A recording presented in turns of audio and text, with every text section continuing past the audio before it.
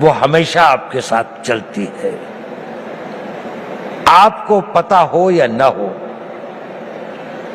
आप कॉन्शियस हो या ना हो। चीज बहुत छोटी है, लेकिन वो आपके जीवन की लोकाई को डिटरमिन करती है, उसकी गति और उसका क्या अंत में वो कहां पहुंचेगी इसका निर्णय करती है। वो होती है आपके निर्णय लेने की क्षमता। आप सभी निर्णय लेते हैं। युवा को अपने रोजमर्रा की जिंदगी में छोटे निर्णय और बड़े निर्णय करने पड़ते हैं, और जैसे जैसे आप बढ़ते जाएंगे, छोटी सी बात से और बड़े बड़े निर्णय आप लोगों को ही लेने पड़ेंगे। भारत तो विकसित होगा ही। भारत जिस गति और जिस रफ्तार पर प्रधानमंत्री मोदी जी इसको ले आए हैं, यह एक ऑटो मोड में भी चलेगा और विकसित हो जाएगा। लेकिन प्रश्न यह है कि इस विकसित भारत का नेतृत्व कौन करेगा, वो कितने सक्षम होंगे। और नेता की सबसे बड़ी शक्ति जो होती है, सबसे बड़ा हुनर, सबसे बड़ी योग्यता वो होती है कि वो सही निर्णय लेता है, समय पर निर्णय लेता है और अपनी पूरी आस्था और उसके साथ उन निर्णयों पर कार्यान्वित करता है। तो अगर आपको भारत के विकसित भारत का नेता बनना है, किसी भी क्षेत्र में हो, साइंस में हो, टेक्नोलॉजी में हो, सिक्योरिटी के क्षेत्र में हो, आपको निर्णय लेने पड़ेंगे और यह निर्णय लेने की क्षमता आपको अभी से विकसित करनी पड़ेगी। आप लोगों ने बहुत कुछ पढ़ा है, आप भारत के जागृत युवक हैं। निर्णय कैसे लें, बहुत सारे मोटिवेशनल स्पीकर्स बताते हैं। मैं उस बारे में ज्यादा नहीं कहना चाहता।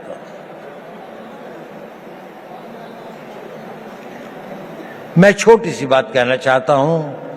आप जब निर्णय लें तो आज के लिए नहीं, अपने आने वाले उस भविष्य के लिए निर्णय लें। दूरदर्शी भाव से निर्णय लें। आज का निर्णय तो लगता है कि ठंड बहुत है, रजाई में बैठे रहें, लेकिन अगर आपको कंट्री को रिप्रेजेंट करना है तो आपको लगता है नहीं, मुझे 4 बजे दौड़ने के लिए जाना ही चाहिए, मुझे अपनी फिजिकल फिटनेस रखनी चाहिए। अभी 1 जनवरी को कई लोगों ने बहुत सारे निर्णय लिए होंगे। कल से पक्का सोशल मीडिया नहीं देखूंगा, टाइम खराब नहीं करूंगा, जिम में रोज जाऊंगा, खूब दिल लगा के पढ़ाई करूंगा। कुछ करते हैं, कुछ नहीं करते। सही निर्णय लेना बहुत जरूरी है, बहुत आवश्यक है।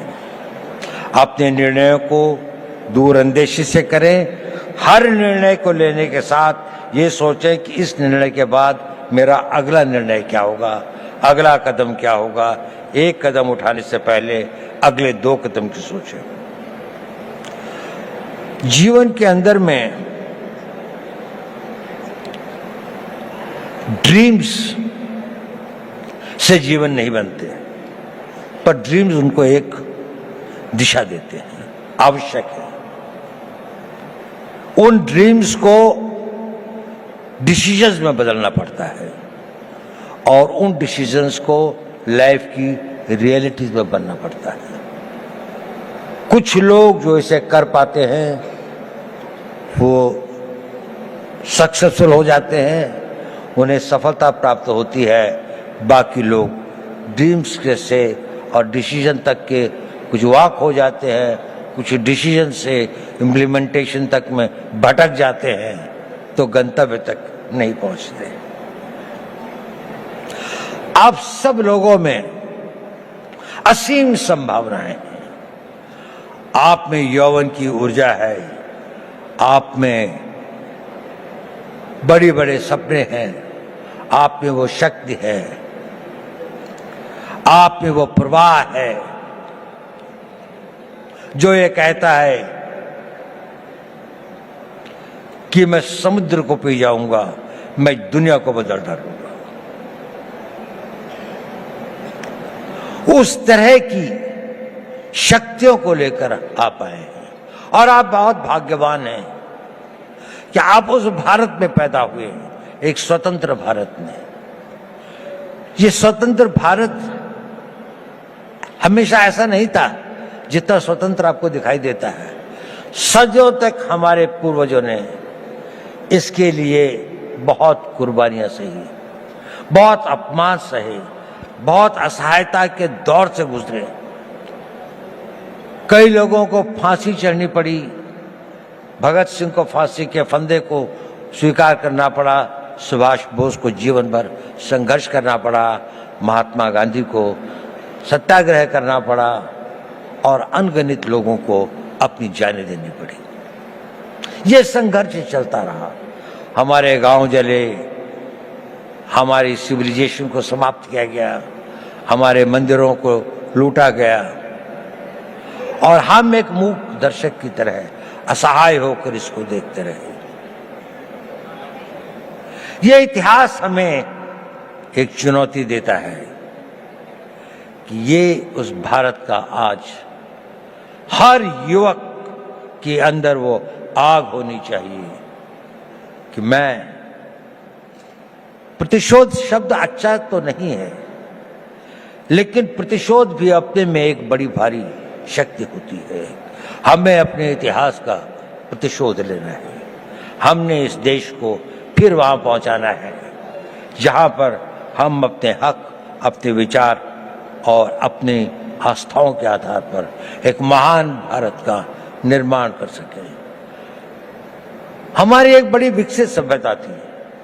हमने किसी के मंदिर नहीं तोड़े, हमने कहीं जाकर लूटा नहीं, हमने किसी बाहर के लोगों के ऊपर आक्रमण नहीं किया, जबकि सारी दुनिया बहुत पिछड़ी थी।